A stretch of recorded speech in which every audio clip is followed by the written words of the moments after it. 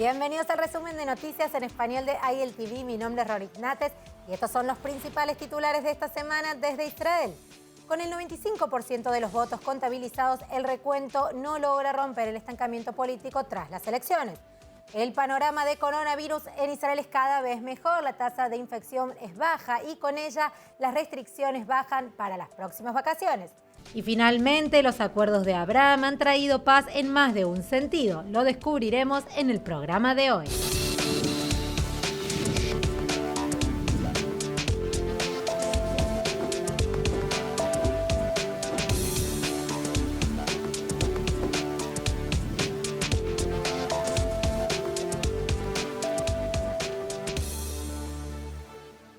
Hoy comenzamos con noticias sobre las elecciones que han pasado el martes aquí en Israel. Al día de hoy, con el 95% de los votos contabilizados, el recuento no logra romper el estancamiento político. Los resultados hasta ahora no muestran un camino claro hacia una coalición mayoritaria ni para el bloque de partidos de apoyo del primer ministro Benjamín Netanyahu ni para sus oponentes. Veamos el informe. A última hora de la mañana se habían contado más de 4 millones de votos, lo que representa el 95% de todos los votos emitidos en las elecciones del martes. Veamos cómo está actualmente el conteo de votos. El partido Likud de Netanyahu ganaría 30 escaños en la Knesset de 120 escaños. En su bloque de partidarios, los ultraortodoxos Shas ganarían 9 escaños, el judaísmo de la Torá unido 7 y el sionismo religioso 6. La suma le daría al campo de Netanyahu 52 escaños, menos de una mayoría de 61 bancas, incluso con el apoyo potencial de la facción yamina de Naftali Bennett con 7. En el bloque de partidos opuestos a Netanyahu se proyectaba que el partido centrista Yesh Atid de Yair Lapid sería el partido más grande con 17 escaños, seguido por Azul y Blanco de Benny Gantz con 8, junto con los laboristas Israel Beitenu de Avigdor Lieberman, la lista conjunta de mayoría árabe, la Nueva Esperanza de Gideon Sa'ar y el izquierdista Meretz. El bloque tendría 57 escaños. No está claro quién lideraría una posible coalición anti-Netanyahu, ya que Sa'ar y Bennett han dicho que no formarán parte de una coalición liderada por Lapid. La líder laborista Merav Micheli dijo al Canal 12 el miércoles que su partido consideraría respaldar a Bennett como primer ministro. Raham, con su cuenta actual de 4 escaños, podría asegurar una mayoría para cada lado y se ha convertido en un jugador central durante el recuento de votos. Anteriormente, Netanyahu ha descartado aliarse con Raham. Incluso la semana pasada dijo que la medida estaba fuera de discusión, aunque los informes del miércoles indicaron que lo estaba considerando, por lo que habrá que estar atento a cómo sigue esta parte de la historia. Finalmente, los datos publicados el miércoles por la noche mostraron que la votación se dividió en líneas geográficas familiares, con el Likud a la cabeza en las ciudades del sur y Yesh Atid a la cabeza en Tel Aviv, y los partidos ultraortodoxos recibieron un fuerte apoyo en Jerusalén. Bien, y hablando de las elecciones, el partido Likud fue el más votado. ¿Pero qué quiere decir eso? ¿Qué representan? Bueno, dependiendo de a quién le preguntes, la respuesta puede ser muy diferente. Así que los invito a que conozcan al partido Likud y a su líder, del que tanto hablamos siempre, el primer ministro Benjamín Netanyahu. El Likud es un partido laico de centro-derecha fundado por el líder revolucionario israelí Menachem Begin. También es el primer partido de derecha que ha liderado el gobierno israelí. Y desde su fundación en 1973, el Likud posteriormente ha llevado al país a través de muchos hitos importantes, incluido el Acuerdo de Paz con Egipto, campañas de inmigración judía de la antigua Unión Soviética y Etiopía, el plan de retirada de Gaza, la construcción de la barrera de seguridad de la Línea Verde, varias guerras y la aceleración de los proyectos de asentamientos en Judea y Samaria. De hecho, recientemente el Likud también dirigió al país a través de la campaña de vacunación contra el COVID más eficiente del mundo y la firma de los históricos acuerdos de paz de Abraham con la promesa de más por venir. Todo bajo el liderazgo del actual presidente del Likud, Benjamín Netanyahu, quien es hoy el primer ministro de Israel con más años de servicio. Por lo tanto, frente a estas elecciones que ya han pasado, el partido ha mantenido la misma plataforma que ha tenido desde el 2015, incluida la lucha contra la crisis de la vivienda, reducir el crimen organizado, promover políticas de libre economía y mercado competitivo y aumentar, sino mantener, la seguridad de Israel con respecto al terrorismo palestino o nacido en Irán. Entonces, como el partido Likud y más específicamente Netanyahu inspiran igualmente una de las protestas más grandes y más prolongadas en la historia de Israel, con miles de personas manifestando frecuentemente el último tiempo. Bueno, dejando de lado a los que no están de acuerdo con el Likud en general, los últimos años del partido bajo Netanyahu han presentado algunas controversias. El primer ministro enfrenta actualmente un juicio en 3 casos de corrupción diferentes, cargos que incluyen corrupción, soborno y abuso de confianza.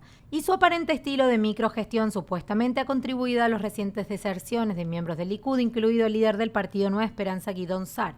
Netanyahu también ha mostrado su disposición a sentarse con políticos que sostienen puntos de vista extremistas y socios consistentemente con los partidos Haredí, que según muchos votantes de izquierda ejercen demasiado control. Caso en cuestión, el gobierno liderado por Netanyahu renegó de un compromiso para un espacio de oración secular en el Muro Occidental. Adoptó el proyecto de ley del Estado-Nación que molestó a muchos israelíes de izquierda y árabes. Advirtió contra las conversiones falsas al judaísmo tras un reciente fallo judicial. Y algunos hasta acusan al Likud de llevar al país a nuevas elecciones, primero en 2019 por no desarrollar un proyecto de ley para los estudiantes de Yeshiva, luego más tarde en 2020 para negarse a aprobar un presupuesto de 2 años, según lo acordado en el marco de la coalición de unidad con el líder del partido azul y blanco, Benny Gantz. Aunque de nuevo, por cada detractor hay varios partidarios, y la mayoría de los encuestados previo a las elecciones y los últimos resultados indican que todavía preferirían que Netanyahu continuara como primer ministro, especialmente dada su postura posiblemente dura sobre el terrorismo, las políticas de economía abierta y la exitosa campaña de vacunación y los acuerdos de normalización firmados recientemente. Bien, ya hablamos del Likud y ahora llegó el momento de conocer al líder de la oposición. Veamos quién es Yair Lapid y su partido, Yesh Atid. Después de una exitosa carrera periodística de 30 años, activista y presentador de noticias de los viernes por la noche, Yair Lapid anunció un día su entrada en la política y la formación del partido Yesh Atid, que significa Hay un futuro. Se presentó a sí mismo como una facción centrista secular. El partido se ha centrado típicamente en cuestiones sociales civiles, como mejorar o incluso renovar completamente los sistemas de salud, matrimonios civiles y LGBT, transporte, educación, vivienda y la condición de la clase media.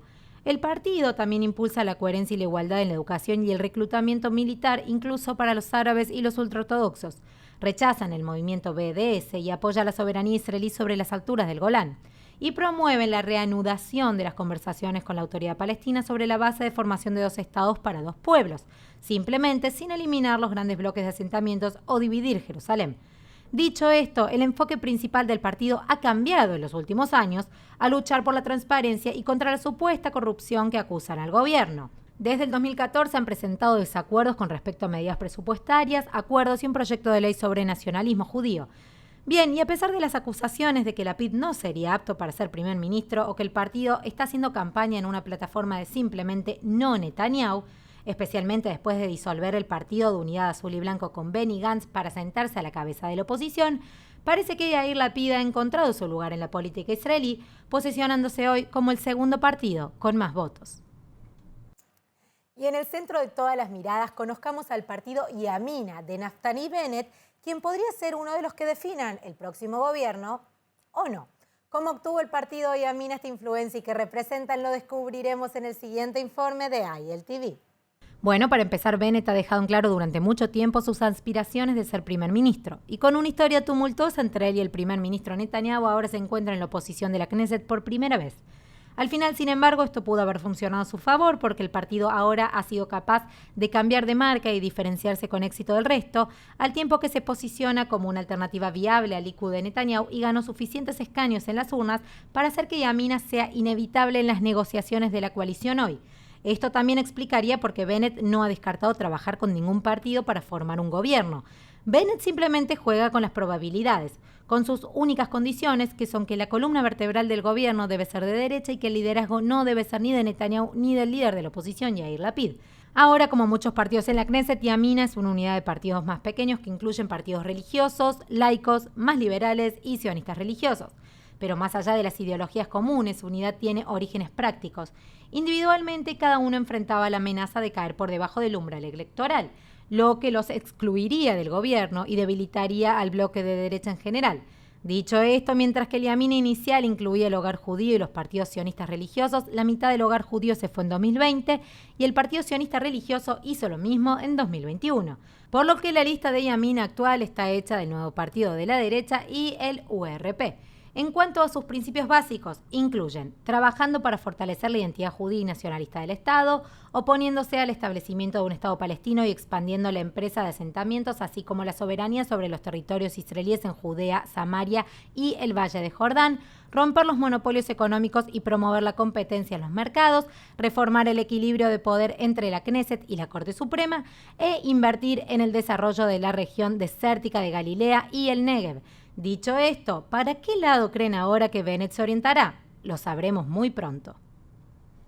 Y ahora para nuestra actualización semanal de COVID-19, afortunadamente hay más buenas noticias. Las cifras de infecciones israelíes caen a su nivel más bajo desde noviembre, por lo que los funcionarios del gobierno anunciaron que no tienen planes de imponer nuevas restricciones para las próximas vacaciones de Pesaj, el Día de la Independencia y el Día de los Caídos.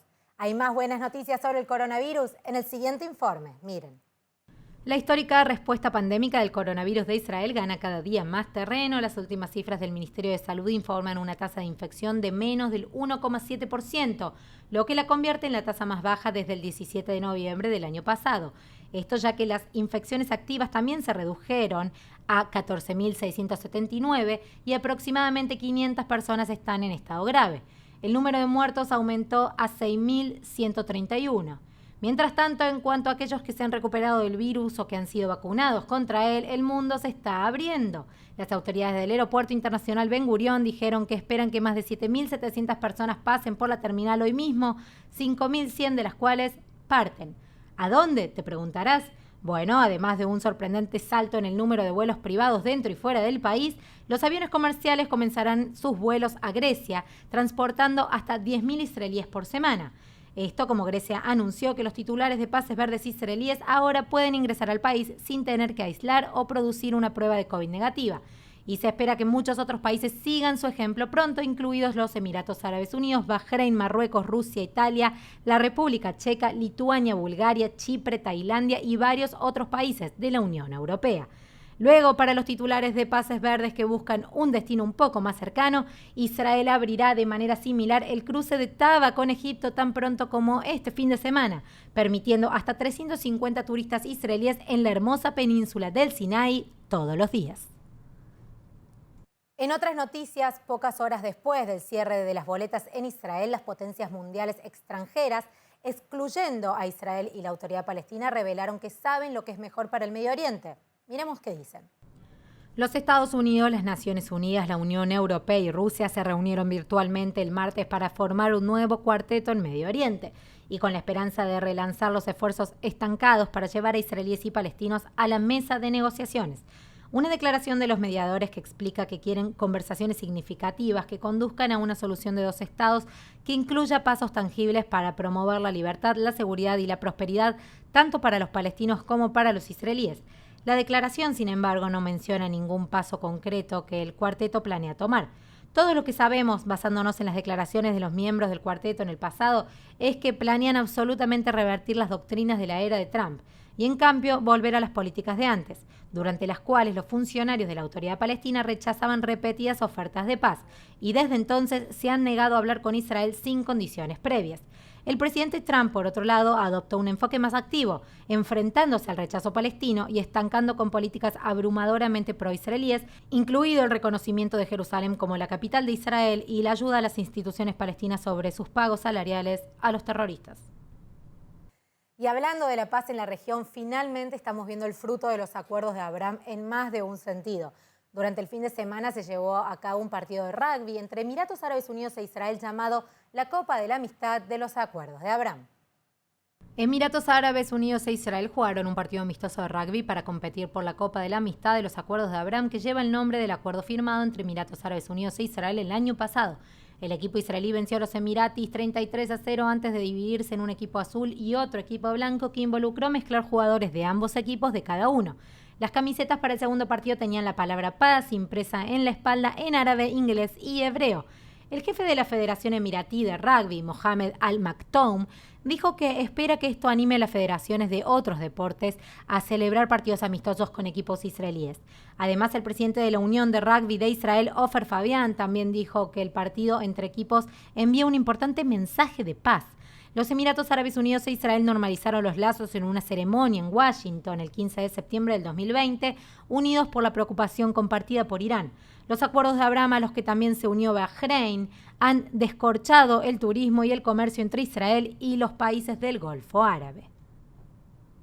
Hemos llegado al final del programa. Muchas gracias por acompañarnos. Ya saben que si quieren recibir más noticias en español y en inglés, pueden ingresar a nuestra página web ieltv.tv o ingresar a nuestras redes sociales Facebook, Twitter e Instagram para mantenerse actualizado acerca de todo lo que sucede en Israel y Medio Oriente.